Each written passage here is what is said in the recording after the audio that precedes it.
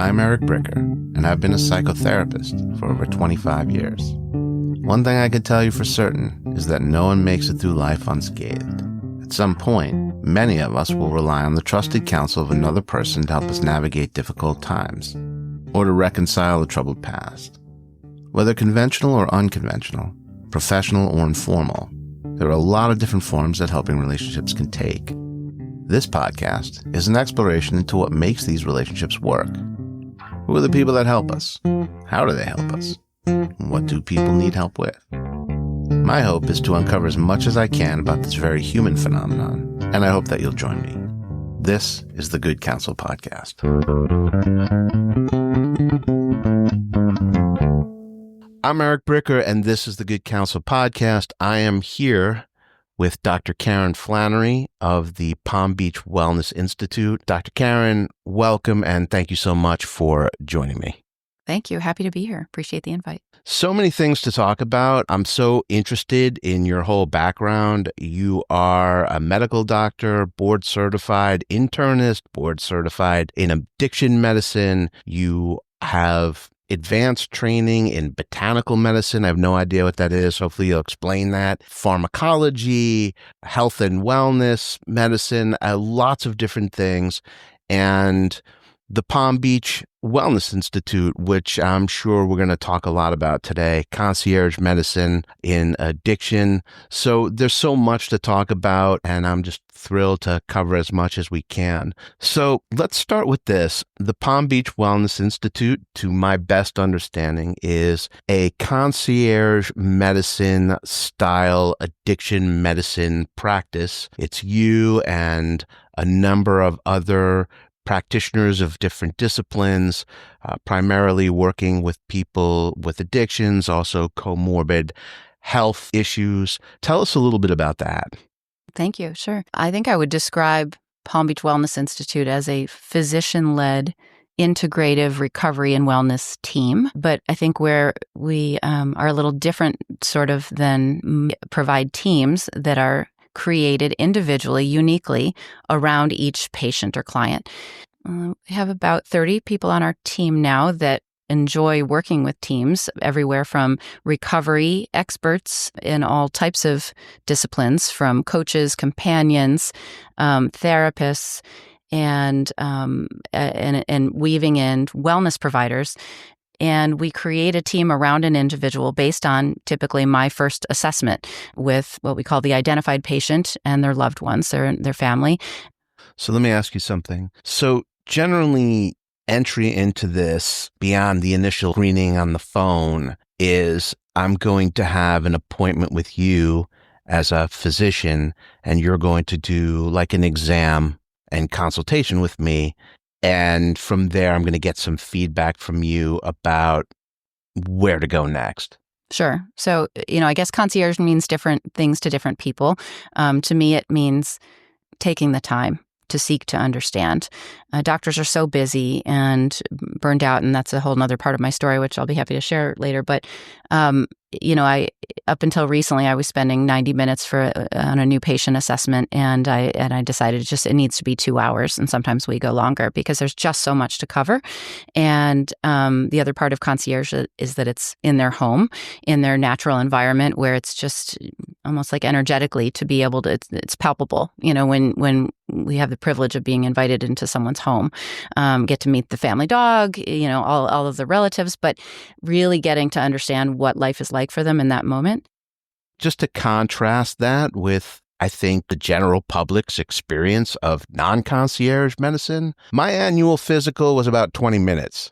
Yeah, there's that. Yeah.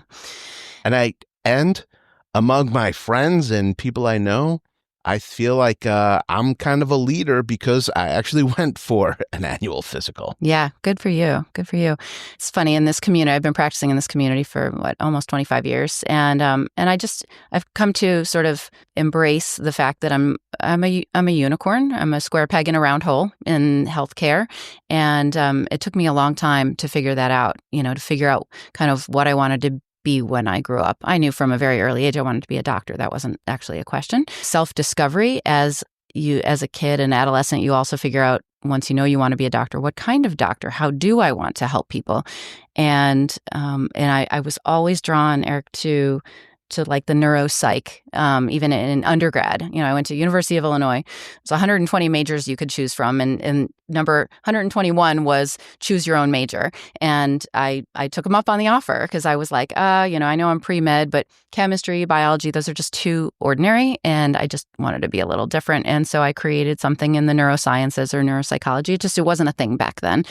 That's really interesting. And what I'm thinking is all of the people I know who went to school to become doctors, and they were in these pre-med programs. And I always think of pre-med as being very regimented, like you have to take all of these different courses that lead you to graduation, and you need those because there's the MCATs and preparation for the MCATs and then preparation to get into medical school. So the idea that it was kind of a create your own, bold move. Thank you. Yeah, I mean, I had to have all of the prerequisites, right, to get into medical school and to appeal to the dean and say, these are the things I'm interested in. This is the overarching theme. I want to understand the brain, the nervous system, even at an undergraduate level. And what was funny is then you get into medical school and everybody does the same thing. And then you have to pick a residency. What kind of doctor do you want to be? But I do think it speaks to that even from an early point in your education, that you sort of had your own idea of what you were doing and were willing to follow a path that maybe was not traditional for. Yeah, that would be an accurate statement. As oddball as I felt, my whole adolescence and young adulthood. And the other thing, too, that was kind of crazy is that I was so drawn to the neurosciences and said, okay, maybe I'll be a neurologist. I explored, did rotations in neurology. Maybe that would be the path for me. And at the time, again, this is many years ago, a lot of chronic neurodegenerative disorders just seemed very sort of like sad and terminal, and there wasn't a lot that we could do. Times have changed now, but I was like, oh, I don't know if I really want to do that. I watched my mother or grandmother, suffer with Parkinson's disease before her death, and I felt kind of helpless. And then I was like, well, okay, maybe psychiatry, and just for my own personal growth and development. I was always one of those teenagers and on that had a stack of, we called them back in the day self-help books, right? Self-discovery, always trying to like learn and understand the brain, my own brain and others, I suppose. And so I was like, well, maybe I'll do psychiatry. But I honestly, I don't know if it was stigma or if I just thought, those doctors, they're not real doctors. They don't know the whole body. I need to show how smart I am, and I need to know all the medical stuff, right? And then I can be like this whole doctor. So I did that, and I chose internal medicine, which is very regimented, and it is, you treat the whole body, but often at the exclusion of like from the neck up, right? When we talk about brain and nervous system, and I did that, and then I went into hospital medicine, and I took care of the sickest of the sick, critical care, end of life care, fulminant disease, manifestations of chronic illness where people didn't take care of themselves or whatever, or just had, terrible illnesses and got into the hospital. And I did that for 18 years. And I loved it until I had to transition. You were chief of staff at Good Samaritan Hospital. Yes, I was. Mm-hmm. Which I feel like kind of functions in a way like an inner city hospital.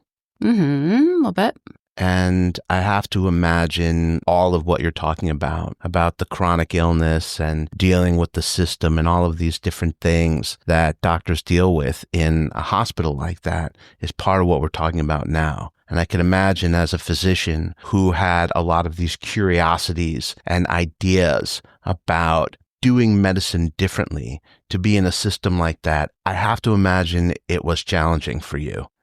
Well, it was challenging because of the resource allocation, right?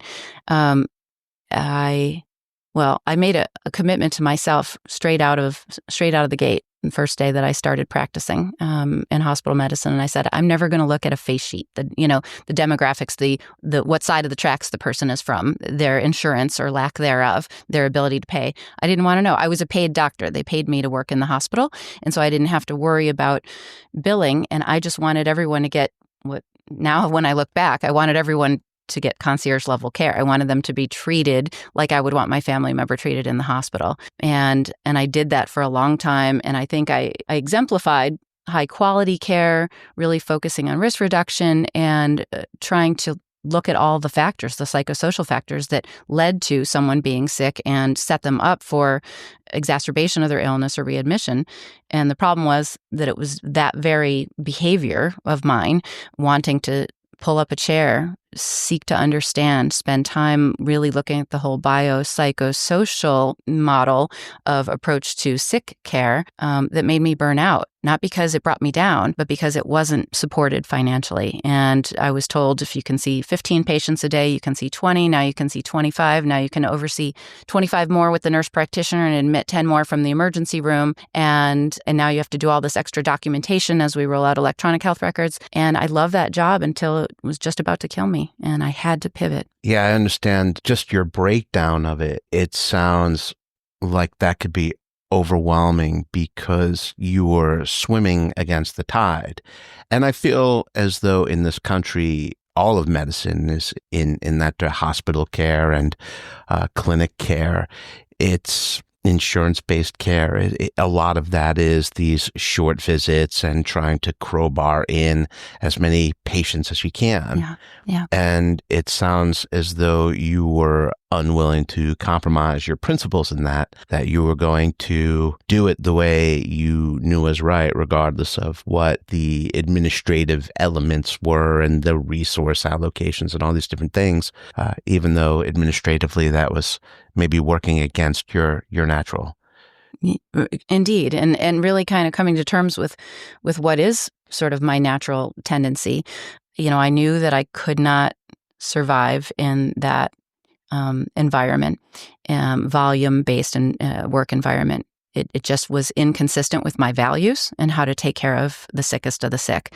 But I didn't really see a way out. And the way all this came to be, what I do in addiction medicine, I didn't start out in addiction medicine. I eventually got board certified in that in like 2015, 14 years after I started practice. And it was because at Good Sam's a funny hospital. There's, it is sort of become a bit of an inner city, but it used to be the Palm Beachers hospital right across the bridge, from Palm Beach, right on the water. I mean, it really is still beautiful. The fifth top floor was always a concierge floor. And an inspired CEO at the time had an idea to sort of allocate 3 beds, no real signage that you're in detox or anything, but just sort of, people could duck in and go under an alias, and we called it concierge hospital-based detox. And I was sort of voluntold by this CEO because he said, you seem to have a nice way with patients. I think you could do concierge something. And what do you know about addiction? And I said, well, I can learn. So that was sort of the start of that journey. It's really interesting how sometimes we choose the thing and sometimes the thing chooses us. Sure. Yeah. People always ask me. First, they want to know, are you in recovery yourself? And I'm always working on myself. I was pretty broken at one point that coincided with my career, shift. I'm happy to explore more too, if you like. What I knew that I had to do, and I believe that I've continued to do successfully over the last 6 years or so of doing this, is surrounded myself by people that have a greater wisdom, not necessarily higher degrees, bringing in other medical specialists, but people who have lived it, breathed it, risen above it, care for others in their recovery and wellness growth journey. And they've been my teachers, my healers. They've been my inspiration. And so I've really cultivated this beautiful team of people that like to work as a team, like the idea of working creatively, figuring stuff out when the answer isn't readily apparent or when it just doesn't fit into a box of like, this person goes into a treatment center. This person may not be an alcoholic, but his drinking is causing problems. We just figure stuff out and we put programming together for individuals with the patient or client at the center. And that's been the creative aspect that's just really fueled this. And everyone just on the team gets so passionate about it. And I think the clients love it because they're not sort of shoved into something doesn't fit like a glove. It is genuinely curated for them. I was looking through your social media profile and the things that yourself and your staff at the Palm Beach Wellness Institute, what you post on Instagram, lots of health and wellness type conference activities, outdoor video, people doing Tai Chi, people doing yoga, you get a feel for the idea of holistic health and the incorporation of Eastern medicine, which I know is part of the practice, that you're clearly looking at this as from a perspective of holistic health. And so everything that you're describing about the way that you think, about the idea of wisdom and the idea of collaboration with other people, and that these people are being vetted based more so upon who they are, as opposed to what their maybe like their visible credentialing is. It seems like it's in line with an ideology or a feel of like a culture, I would call it. Thank you. Like a culture, I would call it, of what you're trying to accomplish. And what you are doing in every way is very different from where you have come from. Thank you. I appreciate you kind of putting it in that perspective. I call them my circle of angels. They've just lifted me up, over the years. And that's so true. Of course, I went looking who's a great massage therapist, who's a Tai Chi teacher, but it's the people, right? And then they also bring with them these beautiful gifts. But it's also been this holistic approach since the beginning. And really, that was the other thing when kind of figuring out how to start offering recovery services and just saying, does recovery happen in the 28 days in a treatment center? I had a lot of people come back, revolving door and into hospital-based detox, and they kept coming back. And I was like, oh, this is great. I must be doing a good job. They really like me. They want to keep coming back to see me every few months. And I was like, wait, no, so that's not working. So I said, well, we need to blend in a component of wellness. There's got to be more to this than just the recovery, and of course the psychological recovery piece, and adopting a lifestyle that is consistent with true healing, sustainable lifestyle changes. That it's simple, but it's not easy. Keeping the bad stuff out of our body, putting the right stuff into our body, right? And developing sustainable habits. Just like you can't solve all your problems in a 28-day stay or a 7-day detox, these have to be sustainable lifestyle modifications that make sense for you, for your family, for your environment, your work-life balance. And that's what we aim to help create for people.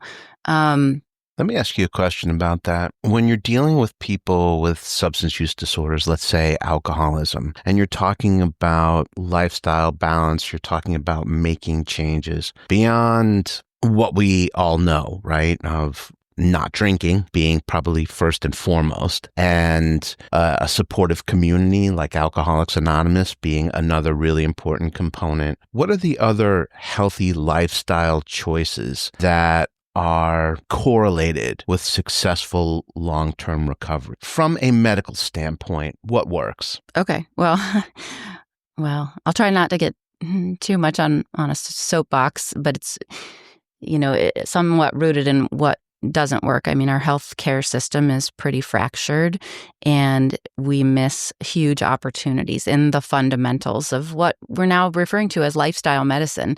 And, maybe back in the day, it was kind of like preventive medicine, check your cholesterol, get your vaccinations, things like that.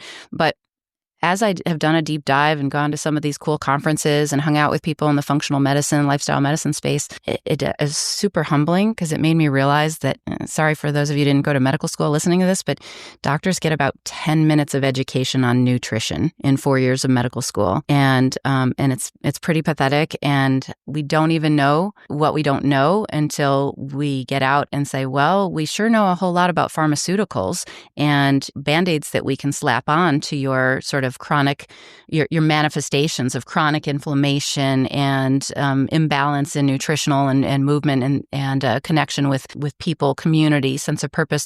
And so there's just something missing for me in traditional healthcare. And I'm so delighted that there is a movement toward more like lifestyle medicine and functional medicine. But I kind of had to figure out, I'll be 53 years old, and I'm like, gosh, what do I want to be when I grow up? What kind of doctor am I? I'm like still figuring this out. And I kind of just thought recently, that probably the best way to describe, my board certifications are internal medicine, addiction medicine, but I see it as kind of a Venn diagram, like overlapping circles. So a combination of behavioral medicine, mind-body medicine and lifestyle medicine.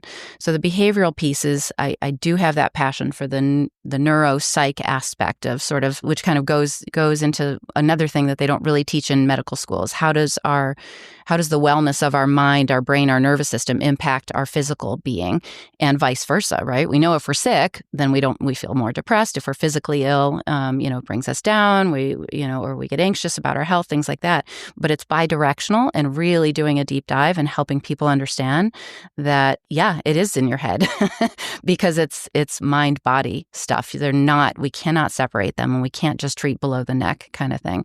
And no, you don't just have to go to a psychiatrist to work on the things that are keeping you sick. And most sickness as we age comes from a lack of understanding of that interplay between mind and body, and also lack of the fundamentals of optimizing healthy nutrition, keeping out toxins, and really gaining, a healthy relationship with mindful, intentional movement and breathing. And weekend warriors and fad diets work great until they don't, and so we've got a long time on this earth. We've got to figure out how to make these things sustainable and things that we can embrace and enjoy, whether we're in the middle of our peak career with our young families and juggling jobs and long work hours, into post-retirement, or when things slow us down, how we can still keep moving and nurturing our body with excellent nutrition.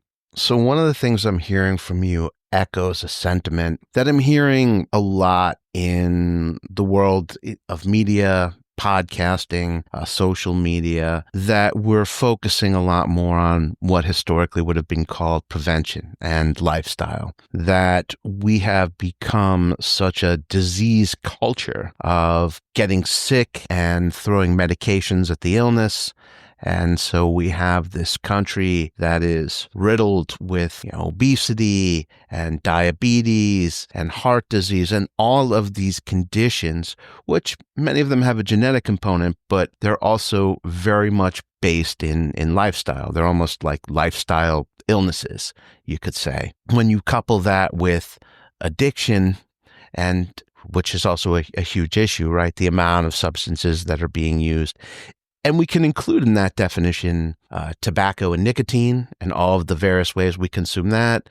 And probably we could throw into the mix sugar, which we all know is probably the most abused addictive substance, right? So when we look at all of that, and I hear what you're saying, that before we look at all of the problems that people are having and look to throw medications and surgeries and all these interventional cures at people, the real intervention is lifestyle and wellness and thinking about these things different.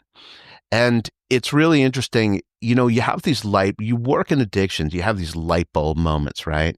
And I remember working in one of the first comorbid disorder treatment centers in the county. This is when people were still calling it dual diagnosis. It was one of the first. It was actually the Wellness Resource Center.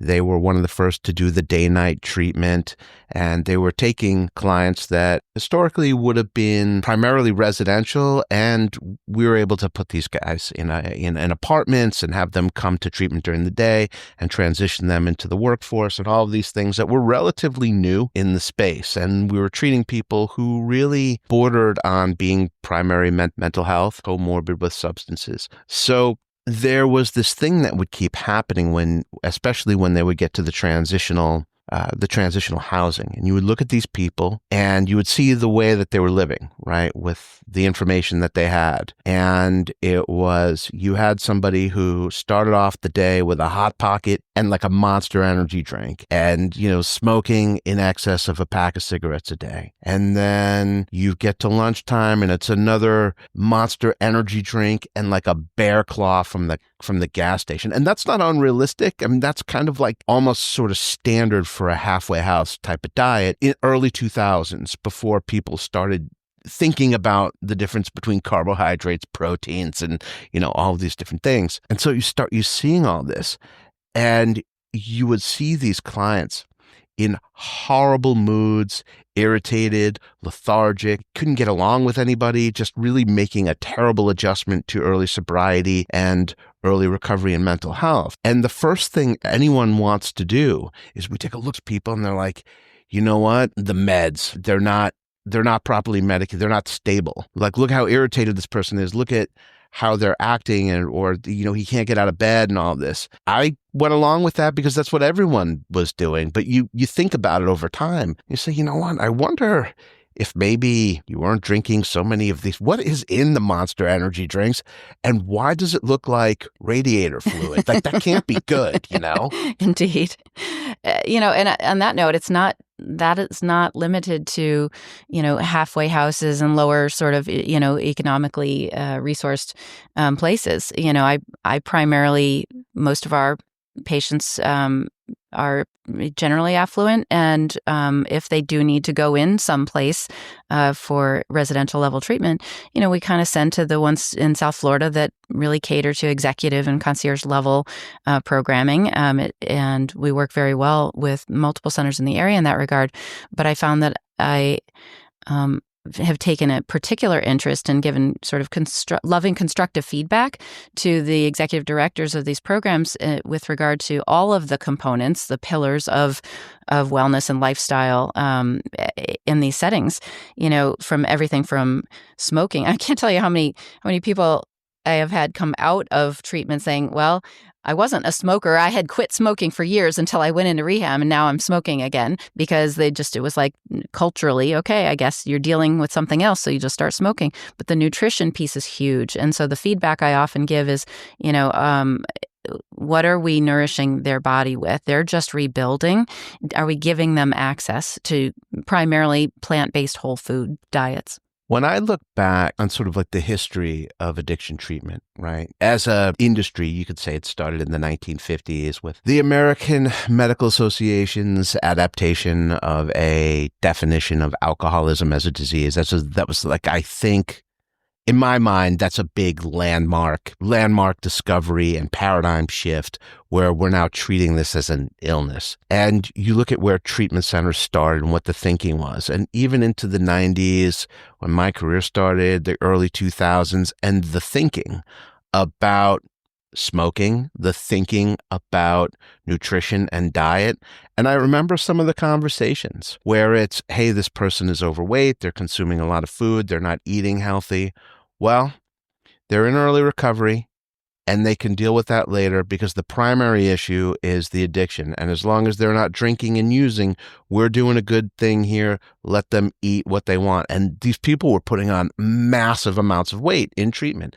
And the smoking. I remember my first job in treatment was in the mid-90s. And I was a behavioral health tech. And I remember there was a client there who had COPD, clearly all kinds of respiratory disease. You could hear this person coughing and hacking all of the time. You'd hear it all the way down the hallway. Smoking in the patient smoking area, and kind of wondering to myself, is anybody talking to him about this? This seems really bad. And I remember, I think they did a consultation. Obviously, they told him not to, but I don't think it went much further than that. Did they set him up for success, right? Did they give him the opportunities to get away from that? Yeah, and I think that was the mindset, that the diet and the smoking, that these were all accepted liabilities of health because the addiction, what was primary, and as long as they weren't drinking and using and they were being set up to be sober, the rest of it did not matter as much. But I can imagine what that would sound like to you in the context of this conversation and the whole movement that you're involved with wellness and trying to promote that among people in recovery.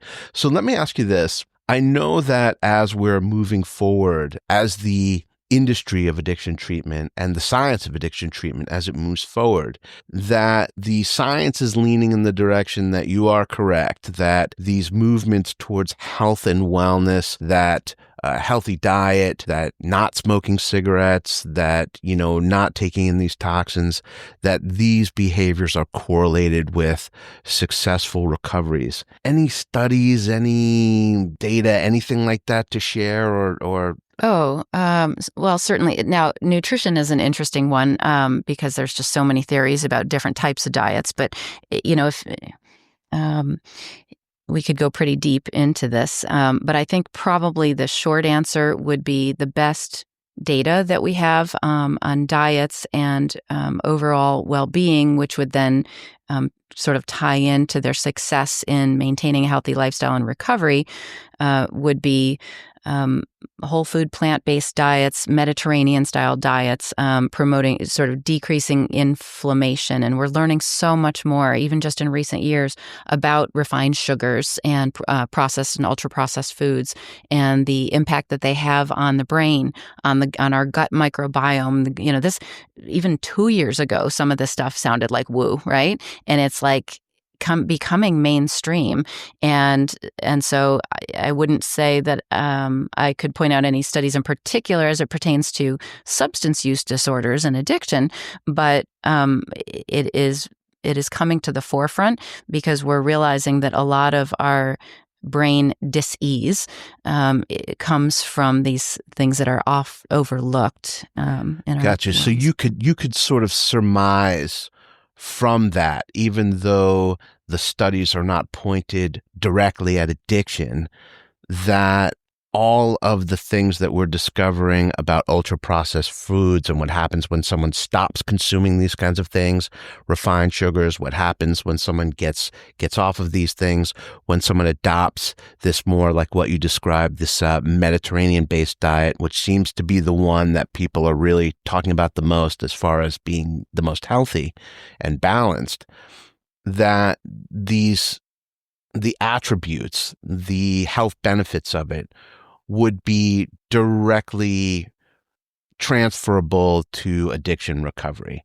You could surmise that even though that's not what's really being studied. You can imagine that probably will be studied in the future. And again, addiction treatment is a relatively new thing. The idea of the disease has only been around since the 50s. So what are we talking about? 70 some odd years. It's an evolving science, right? Well, not just addiction. I mean, where does addiction come from, right? I mean, we sometimes will say, the drinking or the drugs are not your problem, they're your solution. It's just a maladaptive solution. And so we all know in this field of, getting to the root cause of what is their problem that keeps them going back to that maladaptive solution. Eventually, if you do something over and over enough times, it becomes a primary problem in and of itself. But if we start with the root, and find out why they have this brain dis-ease, with a dash. They feel ill at ease. Interesting as it pertains to nutrition and almost taking like novel approaches to studying, because nutrition can be tricky to study, right? We eat, at least 3 times a day, and there's so many moving parts and factors. So that's one of the reasons the studies are challenging unless you sort of like lock somebody in a building for 4 weeks. And I have read one of those studies recently and fed them very particular things and assessed their mood and their, coping and things like that.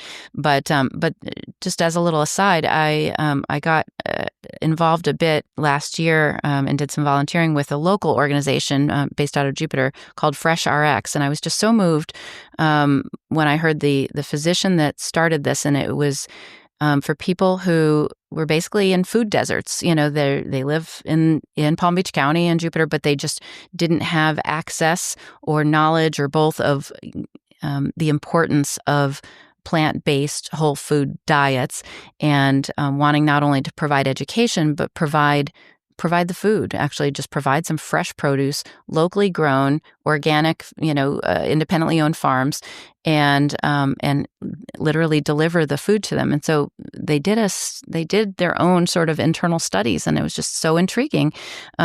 They gave these people a box of whatever was abundantly available growing at the time in these farms, and they did this every week for 12 weeks. But in return, the only thing they asked is that they do a couple of scoring surveys, I guess, throughout the period of time, including before they started eating differently and incorporating plant-based nutrition into their diet. And they, of course, they looked at things like weight, right? But they also looked at scores of like stress, anxiety, depression, sleep, movement, happiness, feelings of purpose, joy, social connectedness, and they measured that out over the course of 12 weeks. And they didn't actually do anything else with regard to, say, stress management or exercise or anything else. They just gave them the food, and all boats rose with the tide. Everything that I mentioned all improved, some of them very statistically significant. Eating better made them want to get out and move more, made them feel like they were sleeping better, like they could manage their stress better. It was really quite remarkable, and I hope that we can replicate those studies on a much larger scale. That sounds like what you would intuit based on everything else that everyone's talking about and what we know, that if you piloted something like that on an entire community, that you would be able to produce that kind of result for people.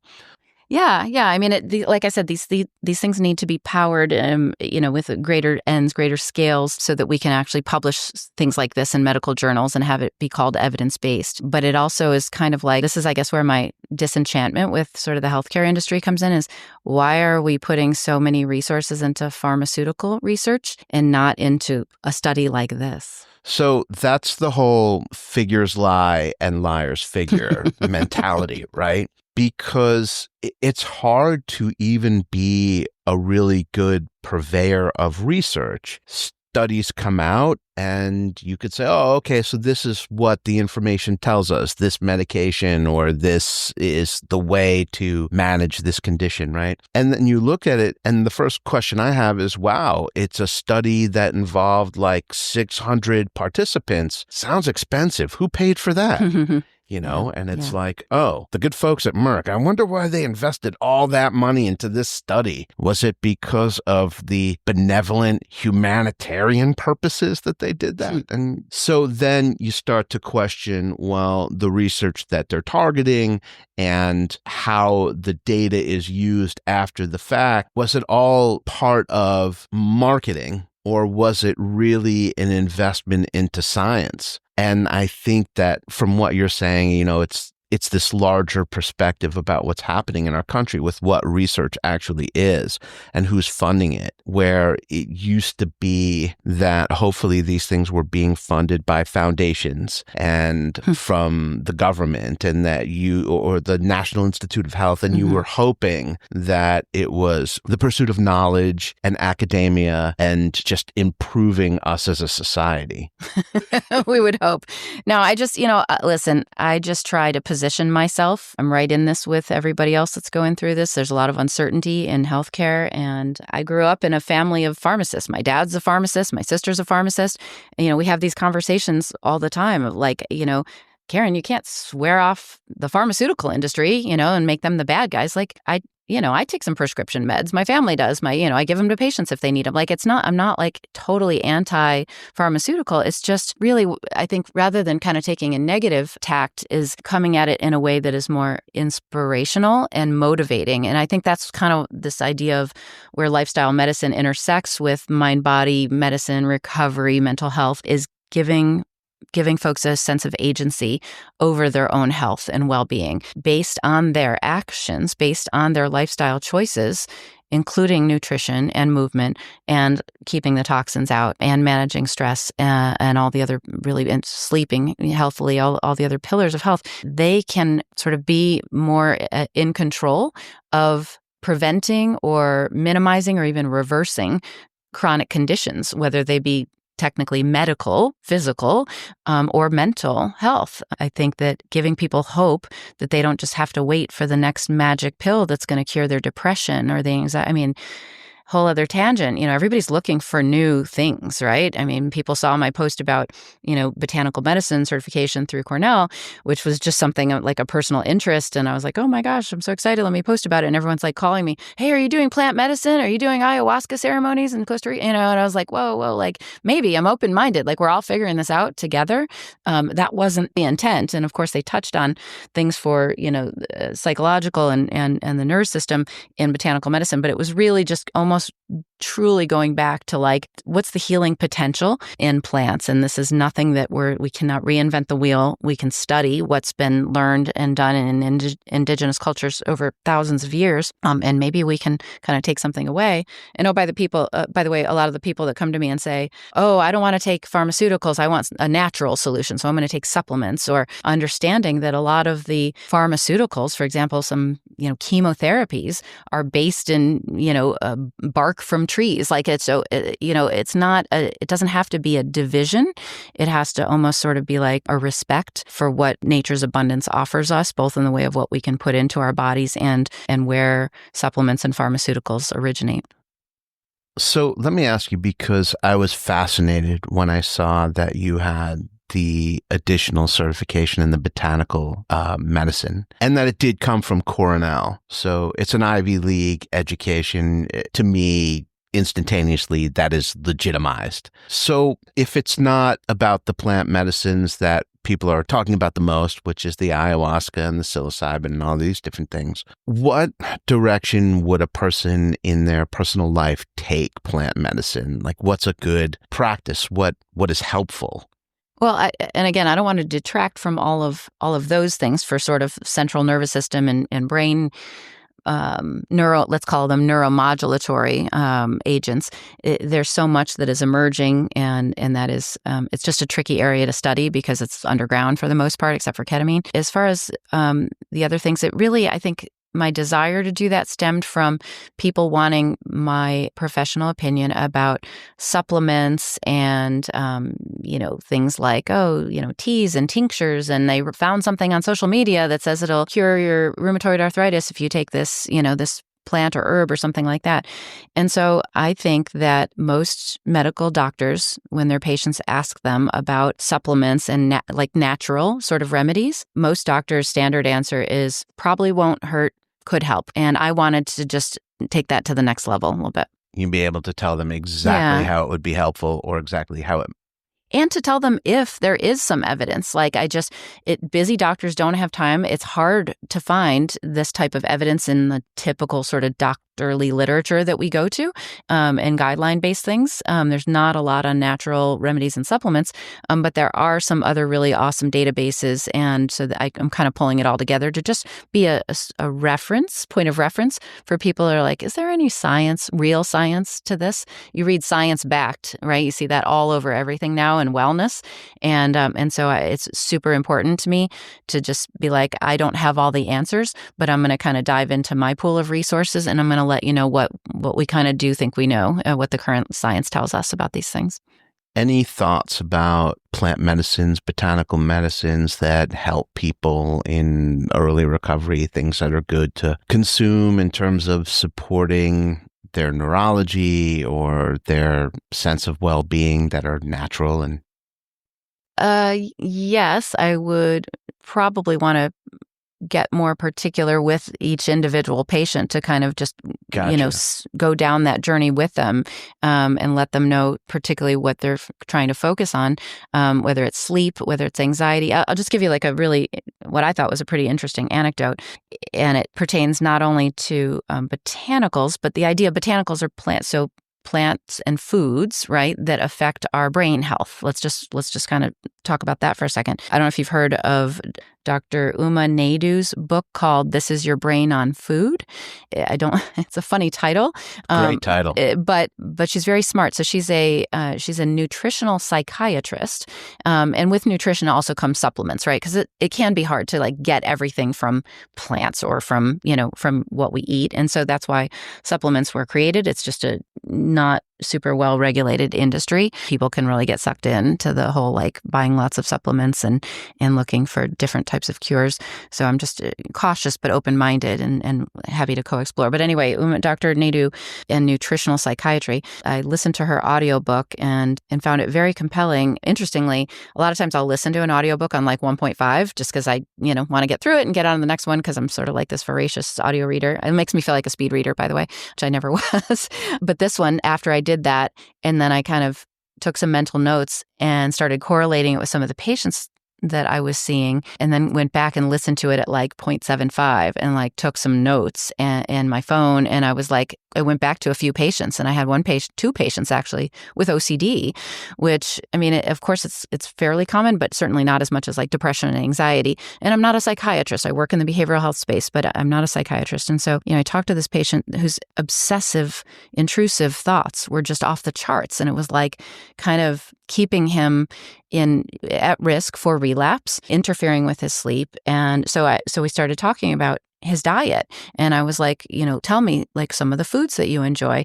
And he happens to enjoy Asian food, and actually in his business travels back and forth to Asia a lot. And he's like, well, eat a lot of fish sauce and soy sauce and miso. And like those are 3 of the top 5 foods on the list to avoid for OCD because of the resultant increase in glutamate, our primary excitatory neurotransmitter in the brain.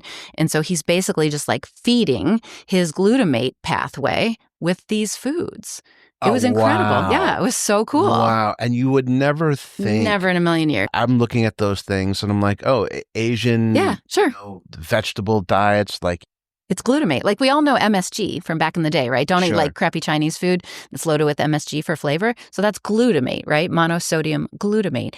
But there are naturally containing glutamate rich foods that some people can handle better than others. But if you're having obsessive, rapid, intrusive thoughts that you can't turn off at night or to complete a thought or to get out of this crazy loop that you're in, maybe looking at your diet is a good start.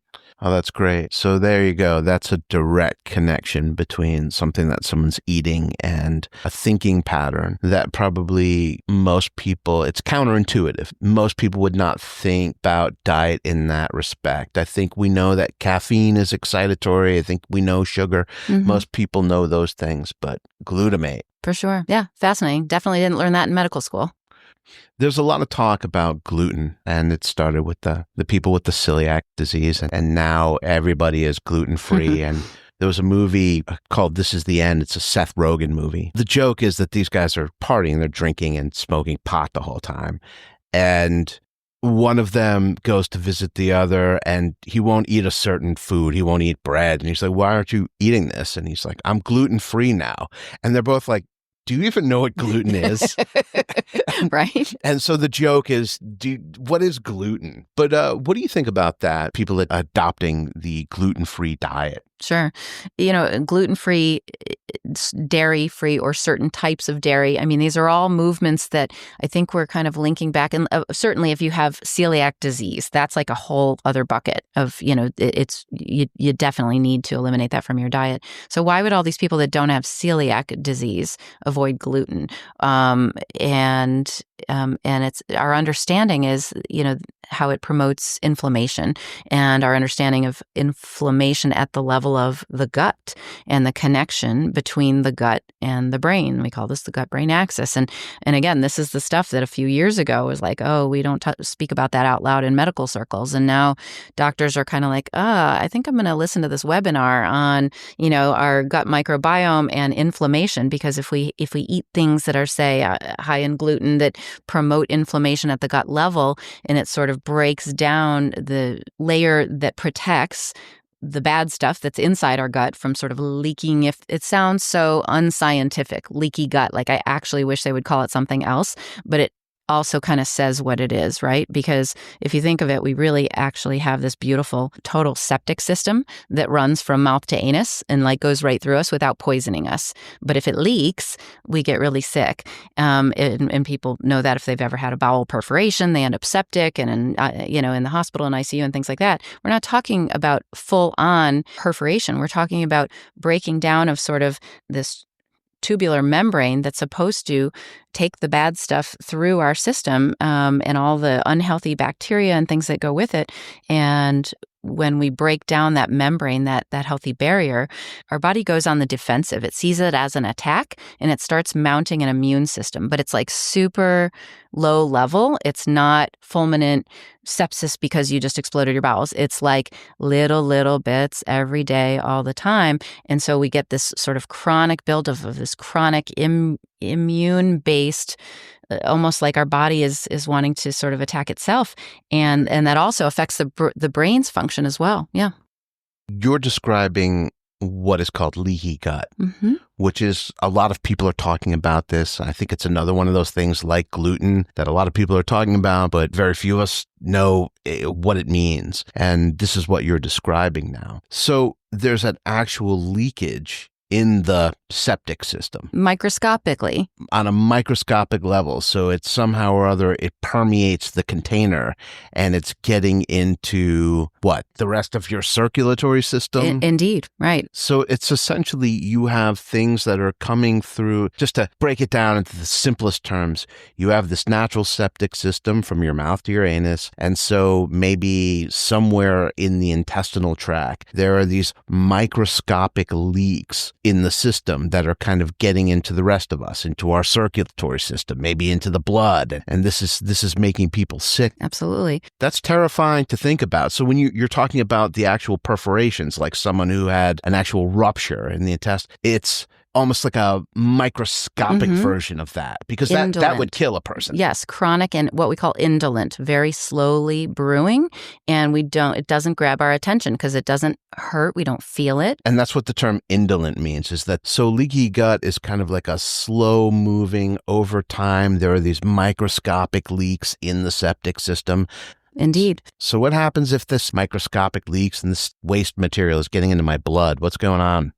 It's the immune system is seeing it as an invader. Truly, that is our immune system's job. And we should thank and love and hug our immune system for keeping us safe from external predators. Do you want to take a moment now and thank our immune system? I would love to. Thank you, immune system. Thank you, immune system. Thank you for keeping us safe from attack. But sometimes our immune system gets confused because it doesn't really know what it's supposed to be on guard from, because it's coming from within our own body. Oh, so there are these foreign bodies, stuff that's not supposed to be there because of this microscopic leakage. And all the body knows is that's a foreign invader. It's some kind of bacterial or whatever it is, and we're going to attack it. And then boom, inflammation. Yes, but at a chronic, slow brewing, indolent level, and this just keeps going on, and it really does start from so many elements of our diet, and so maintaining gut health is something that is really emerging in the scientific literature. It's super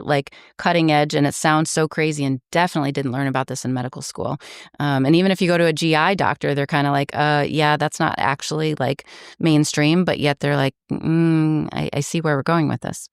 Well, this is what happens, is that this material, it has validity to it. And so people start hearing about it, and then it finds its way into social media. So you have a lot of people who are concerned about health talking about leaky gut.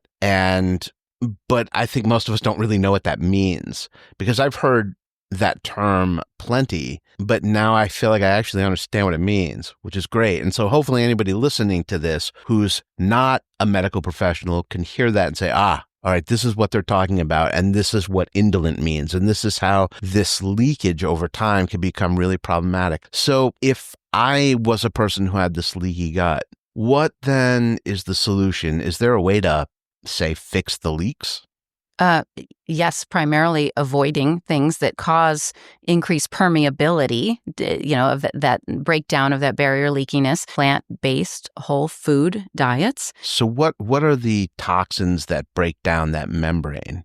What are the things that I really want to stay away from, because that's the stuff that's causing them? Sure. So some would say, if there isn't a sensitivity to gluten, doing a trial of eliminating gluten from the diet.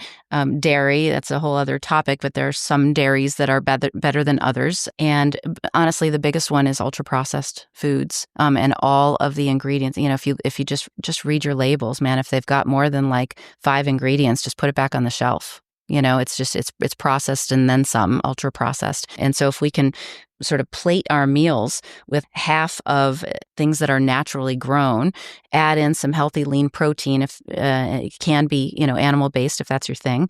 And then maybe, ideally a whole grain type of thing, but getting rid of the starches, white sugar, white flour, the rice, white potatoes, and most definitely just don't bring the garbage food into the house. My husband and I just have this conversation all the time, because when your kids, you have teenage kids or whatever in the house, they want to eat what their friends are eating. And so, but at home, why, we're the ones shopping and paying for it. So why are we bringing ultra processed foods into our home? Because if they're there, we're all going to eat them. Mom and dad are too, because they're yummy. they're actually addictive because they have a nice crunch, they have salt, they have sugar, they're all the things. But if they're not there and we replace those with crunchy, I don't know, like, these sweet peppers that I've started getting into, dipping into, lemon hummus or something like that, is also amazing and makes me feel like I just had like a really good lunch or snack or something. But if it weren't there and the other stuff was, I would eat the other stuff. Yeah, it's bad. When my son was little and he was school age, like there's no reason a 40-year-old man should be eating Teddy Grahams. Like, I probably shouldn't even know what that is, right? Because they're awesome. Yeah. And I'm just like, well, you say all that, but have you ever tried the cinnamon ones? Right. They're incredible. I shouldn't even really know what that is, but I've definitely eaten a lot of those, enough to cause complaints from him that they're not there when he's looking for them when he was little. But yeah, that habit of you're trying to, you buy these things for yourself, but then the food that you buy for the kids is completely different. Well, and it's also just kind of creating sort of a mindset around food and seeing it not just as fuel and not just for the appeal on the shelf, right? Like we take people, one of the things that we love doing, I started doing this myself, but our registered dietitian is very holistic and awesome, goes to the house and she does a pantry assessment, going through someone's cupboard and refrigerator and, Pantry assessment. Yeah, no, I know. Like, so now I do that when I make house calls, and that's why I spend 2 hours instead of an hour and a half, because I was like, can we see what you got? And then we like walk in. First, I used to do it because I'd say, show me your medicine cabinet. We go through all the pharmaceuticals and all the supplements. And now I'm like, let's inventory, your food. And then you start to talk about the food culture, right? Because it's not usually just a single person living alone. It's how their spouse eats, it's how their kids eat, whatever. And so we all kind of have to like live in this cultural norm of our society and our home. But we can sort of influence each other when we start to get excited about these food choices too. I'm picturing you open up the cupboard and it's just Chips Ahoy, Swedish fish, just all the way back to the back of it, just one after the other of these. All right, we're going to next level this, okay? So on our interventions, we'll like dump out the rest of the vodka and the handle. We're going to start throwing out the Chips Ahoy and the Swedish fish too. Oh just watch them go down the garbage disposal, right? We're done with that shit. Terrifying, right? People, who are these monsters that right? you've let into No, that was a little joke, guys. Oh, that's hilarious though, and probably true. I mean, that it is poisonous stuff. That's so sad. Well, and I think of too, like, a guy that I recently was asked to see for alcohol use disorder. He wasn't sure if he was an alcoholic. He knew he was drinking too much. He knew he was having some problems. Super high functioning, finance executive, flies back and forth all the time. And I went to him. I was referred to by his concierge primary care doc to talk about addiction stuff or alcohol. And the idea was, okay, he might not be ready to quit alcohol, but he knows he needs to cut back. Maybe we're going to talk about naltrexone to moderate his drinking. But the takeaway was, after an hour and a half with him, he looks at me and he's like, wait, so like you came here to talk about my drinking, and like we did that, but we talked about all the stuff. Like we talked about like my food and the way my family eats and the way how I eat when I go through airports, when I'm on business trips, and how I move. And when I travel, I just don't know what else to do. So I sit at the bar and, have an extra cocktail or two. And like, you're actually talking about my lifestyle and my choices. And now when I look at this, it actually just makes it easier for me to drink less, move more, bring healthier things into my body, and keep out the toxins or keep them to a minimum. And that's my favorite kind of consult, by the way, is people that really... I think that's great. And I think from a lifestyle perspective, especially if I'm not, say, like a full-blown alcoholism, if I'm just talking about maybe from this harm reduction perspective, where I just recognize that I am overall unhealthy and I don't like the way I feel. And so relying on alcohol is a big part of that. And then I'm a person who's prone to these very obsessive types of thoughts, right? So my mind is ruminating at night, and then drinking becomes kind of my self-medication for that. And then we're taking a look at, well, here's what's going on with your diet that might be contributing to these ruminating thoughts. And here's what's going on with your drinking. And, maybe as a result of you feeling better, you just want to do these things less. That's really the whole crux of motivational interviewing as a style and I think that's why in behavioral healthcare, they've adopted motivational interviewing as a means for intervening and addressing people's behaviors, because ultimately the things that you're motivated to achieve, that's the advice that you're going to listen to, right? Like those are the conclusions that we're going to come to. I don't think anyone is really motivated to stop drinking. I think they're primarily motivated for the problems to go away, and they're motivated to feel better. Absolutely. And I think motivational interviewing kind of adds even another element, which probably makes it one of the most effective sort of modalities or communication styles in behavioral modification. And that is assessing their values, not just their goals, but their values. What really has meaning for them? What's a story that they can tell or don't want to ever tell? Like, for example, smoking cessation, let's take. Everybody knows it's bad. Nobody wants to get lung cancer. Nobody wants to get COPD.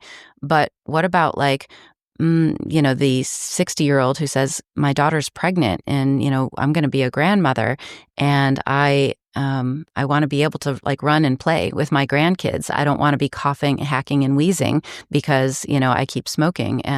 Or some of them just tell me, I want to be a smoking hot grandma, not a smoking grandma. But whatever whatever they value, whether it's the appearance of their, their skin and their hair because the smoking makes them feel not good about themselves, or because they want to maintain the ability to have those really long, healthy, lasting relationships.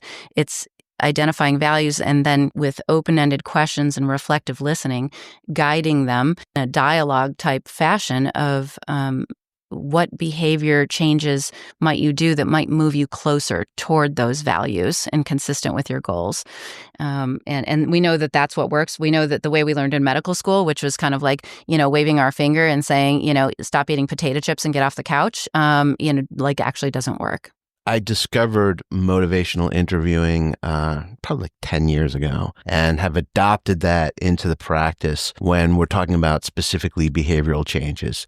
So anybody who's kind of questioning substance use disorders, but not far enough along where we need to intervene, and we're talking about residential. So we're having these conversations. And it really aligned with this one thing that I sort of, as a therapist, you just kind of know intuitively, which is that no one really follows advice. The advice that people like is the advice that agrees with what you're already planning to do. Yes, absolutely. Confirmation bias. Right. So ultimately, if you are allowing people to come to their own conclusions about what they're willing to do to make a change and how it might work and how that is tied to an outcome that they're looking for, those are the things that those are the changes that people are most likely to make. Yeah. And if I can just speak for another second about motivational interviewing, MI, we call it, because I'm super passionate, and I did not learn that in medical school. And I learned it actually from my dear friend, who is a therapist, Dr. Elizabeth Jenkins on our team. She's a PhD level health psychologist. She's co-authored 3 books in motivational interviewing, some in the leadership space, but one is for parenting, which is awesome. Anybody who has kids of any age, I found it actually super helpful. And it's funny because her kids and my kids grew up together. We've been friends for 25 years. And the kids sit here and roll their eyes and they're like, you're using that motivational interviewing stuff on us, aren't you? We're like, you're on to me. But I learned much of what I know from what she has taught me, and also asked for her to help guide our team. So we can't all be experts in psychotherapeutic modalities or in techniques of motivational interviewing.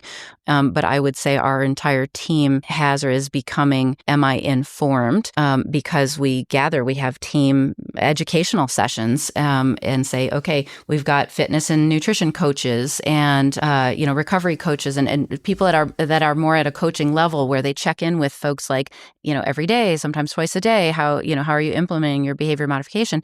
And if they can do it with not just frequent reminders of, okay, don't eat the ice cream and, hit the gym, but rather what's important to you today and how do your behaviors align and how to move you closer toward those goals and values. And so we continue to teach that. In fact, I've had this idea, we just haven't executed yet, to offer sort of MI-based lunch and learns or something to healthcare providers that recognize that the old way that doctors are taught or anybody in the helping profession is taught probably isn't terribly effective. Doctors beating their head against a wall, how many times do they see a patient over and over and say, you need to change your your habits, your nutrition and your movement and things like that. And if we can sort of just guide them to approach it slightly differently in a way that the patient kind of turns their head and says like, oh, I hadn't thought about it that way. But yeah, I don't think that thing I'm doing really serves me if this is the outcome that I seek to achieve and the way it makes me feel, right? And so guiding our team and other healthcare professionals to help people kind of learn about their brain differently.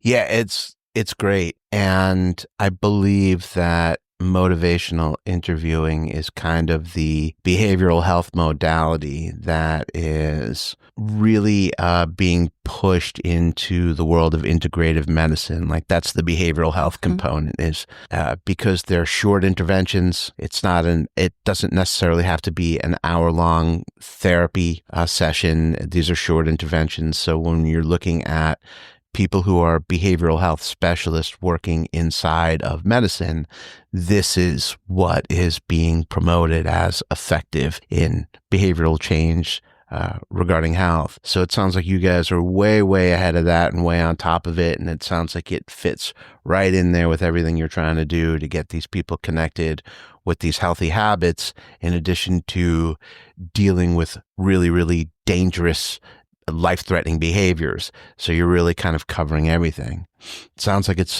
very effective, and you guys are ahead of the curve. Oh, thanks for saying that. It's just it's fun and creative, and it actually just makes sense. It feels good. Well, again, your practice is physician-led. So you have a doctor who buys into all of this. It's not like you're the medical director of a psychiatric kind of practice where you're off over here and you're going to do your history and physical and, medication evaluation to just kind of what are the meds you need to take and let's go and get this done. You're really overseeing a holistic kind of approach to guiding one individual's care through this team of professionals that are all multimodal. You have access to everything there. Yeah, actually go a little sideways sometimes because it is so fun and creative. I had a patient recently who was like, I want more plant-based. I want things that are grown healthily. I shared with him how I, in the past year planted my own sort of permaculture food forest in my little tiny HOA backyard and ripped out all my tropical ornamental landscaping and put in edible landscaping. And so now when I want to make a green smoothie, I go out and grab my basically spinach equivalent from what grows in my garden. And if I have papaya or mango or starfruit growing, put those in there too. And he's like, how do I do that? Can you help me? Gets on the phone and ready with Home Depot and starts planning his garden. And he's like, doctor, will you help me? Like, who does that? So that's what I'm trying to figure out. It's obviously just me taking a little poetic license with doctoring, but it appeals to people's sensibilities. And so it's super fun. I bet they love it. So you guys do wellness retreats, and it sounds like that's one of the evolutions of your practice. I know you have something coming up in Costa Rica. Yeah, do you want to go? It's going to be amazing. The answer to that question is yes. Absolutely. And probably even more so than me, my wife, who's a big health person and has done a lot of reading and education and works with a lot of functional medicine to kind of self-manage her own stuff and has really come a long way with all of that. Yeah. So, that sounds incredible. Yeah. So thank you for asking. We just kind of launched this, vertical sister company of Palm Beach Wellness Institute. We called it Inspire Health. That is exactly what we aim to do. It's different than Palm Beach Wellness because that's really with the patient or client at the center, and we build teams around the individual. This is to offer more educational platforms that seek to inspire healthier ways of living and understanding not the what they need to do, but how they do it, and taking our collective sort of wisdom and what we know in behavioral health and behavior modification and getting people to learn how they learn best, how they can incorporate this and how they can make it fun and creative and connected to a sense of community of other like-minded individuals. Experiential learning always is far more impactful than anything we can read or sit or hear or learn in a classroom. And so, we're going to Costa Rica and we're going to talk about this stuff while we're, rappelling down waterfalls in the rainforest and and, visiting permaculture, regenerative agriculture farms to better understand sort of where our food comes from, how it's grown, how the land is cared for, how it nourishes us, and what's been sort of modified over the years in traditional American sort of farming. And that's a whole nother tangent, maybe for another podcast. Just really the idea is to just kind of inspire people to take a look at how they can have agency over their own health behavior changes. When are you guys going? We're very soon. We still have some spots. We've got 2 back-to-back weeks that we're offering. I will be working remotely. I will still help take care of patients and oversee the team from Costa Rica, but I will be there myself the last week of February and the first week of March. If somebody wanted to get involved, how does one register?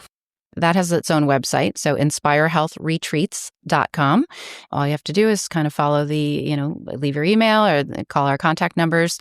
Office number 561-802-0929, and just send us an email that you find on that website, info@inspirehealthretreats.com. Okay, so that's Inspire Health Retreats. And we intend to, by the way, after this is just the launch. This is a brand new sort of thing, and it's a kickoff because it's fun and creative and gets everybody really excited. We'll do things stateside and locally that are more intensives, workshops, sort of video-based, webinars, things like that too, that are educational, informative, inspiring. And that's all going to be part of Inspire Health? Yep, and we'll be posting all of that as it kind of rolls out. Oh, so this is kind of the educational and training arm of public education, the larger vision. Yeah. And the Palm Beach Wellness Institute is where you're actually treating people. Yep, patient and client care. Got it. Exactly. And if somebody wanted to find out more about the Palm Beach Wellness Institute and the care that we've been talking about, someone wanted to work with you, how does that happen? Thank you. Yeah. We've actually really got like 2 divisions because even though my work in this started in the recovery field, we have a lot of people that, it's not really about a substance use disorder for them. They just want to avail themselves of kind of more of this approach to healthy behavior change. Our website is just called palmbeachwellnessinstitute.com. We have another one that is really just does a deep dive into the recovery and the different modalities and the approach, how we help not only patients, families, healthcare professionals, sort of guiding them in next steps. And that would be recovery. So PB, as in Palm Beach, pbrecoverymd.com. That's our newest sort of website. And that is for people that just, like I said, really need that extra guidance. PB Recovery MD, like medical doctor. Yeah, pbrecoverymd.com. And what is that now? So that's our recovery website that shows all the integration of the wellness services. But if you really just like somebody like, hey, my son or my spouse or whatever, I need more information. What are all my options? I get a lot of calls from doctors who are like, Karen, this person probably needs to go somewhere. Do you know where I can send them? Can you take care of it? And so there's just information for healthcare professionals, for families, for what we call identified patients about all of our recovery-based services, including the wellness stuff. But for people who we talked a lot on this call about just general wellness endeavors and people looking to modify health-related behaviors. And they're like, oh, I don't really need the recovery stuff. That doesn't apply to me. So that's why we kind of segment it out. And we do have palmbeachwellnessinstitute.com, which is much more for just like anybody who's looking for information on these things. Oh, okay. So it's really the Palm Beach Wellness Institute could be more generalized for just health overall, or maybe more medical problems of nature. And it's the PB recovery is more of the addiction specific. Yeah. I would call it like a subspecialization. Got you. Of behavior modification, behavioral medicine that we do. All right. Well, you're very busy over there with your team. There's a lot of stuff going on over there. It's really exciting. Thank you. Well, I'm glad I got you in here to talk about it all. I'm so grateful. Any kind of final thoughts? Anything else you want to throw in there or let people know about? Just stay tuned. We'll keep posting our stuff on social media channels. And if you just have questions and you want to know sort of how it works, I'm always happy to talk to anybody. I obviously get pretty passionate about this stuff. Actually, our office number, you can text to that number too, 561-802-0929. Pick it up or it'll get to me and we'll just, we'll start a conversation. Even if you just have some creative ideas about maybe some co-hosting of programming. We're just in the creative formative stage of Inspire Health. And so anybody that has an interest in kind of wanting to share in that vision and provide sort of what they do and what they're excited about, bring it on. Let's bounce some ideas around. Well, I want to thank you so much for coming out. This has been an absolute pleasure. We've been at it for an hour and 22 minutes. It flew by. I don't want you to be late because I know you have Thank you. You have somewhere to be. But thank you so much for coming by. Dr. Karen Flannery of the Palm Beach Wellness Institute. It's been a real pleasure. And yes, it's been great. Oh, you're the best, Eric. Thank you so much. So grateful for the opportunity.